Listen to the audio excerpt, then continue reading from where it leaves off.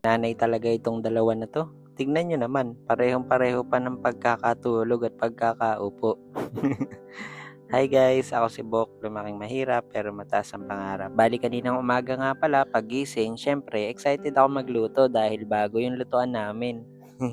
Hindi, sa totoo lang talaga kasi syempre nag-aasikaso na din ako ng almusal kapag ka umaga pa lang. Kung minsan bumibili ako kasi nagre-request si mama, kagaya na lang ng lugaw. Pero itong pritong itlog na niluluto ko at sinangag ay para yan sa amin ng tita ko. Ang nakakatuwa pa, 3 beses na kami nakakakain ngayon sa isang araw. Minsan may merienda pa. Kaya naman maraming maraming salamat Lord sa lahat ng blessing na binibigay mo sa amin. Kasi noon, maikwento ko lang sa inyo, pagkagising namin sa umaga, kakain kami noon mga alas 11 na. Magkasama na yung tanghalian tsaka almusal.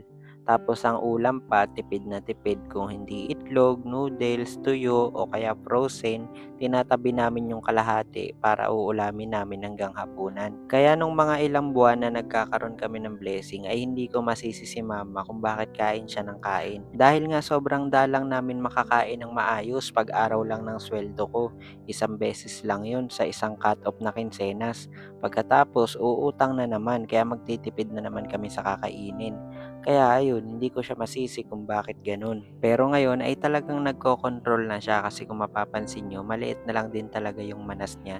Tapos nakakalakad na din siya ng maayos, yung tipong kaya niya nang buhatin yung katawan niya at lumiliit na nga yung tiyan niya. Kasi nga, hindi na siya masyadong kumakain. Bali sa mga hindi po kasi nakakaalam, si mama ay na-stroke paralyzed yung kalahating katawan at meron siyang coronary artery disease. Bukod po dun, wala na siyang ibang sakit. So yun yung sabi ng doktor nung tinanong namin last November 18 na nanggaling kami sa ospital. Tumaas kasi yung manas niya nun dahil nga sa hindi niya pag-control. Pero ngayon ay okay naman na. At eto, mabalik ako sa ginagawa ko. So nagluluto ako ng tanghalian naman namin. Ang palaya nga pala 'to na ginisa. Halos lahat nga pala ng gamit na nakikita nyo dito sa amin ay puro mga bigay nga lang po pala yun ng mga nakakapanood sa atin. Maraming maraming salamat po talaga sa lahat ng mga may mabubuting puso at napakataba po talaga ng puso ninyo. Grabe, sobrang babait niyo po.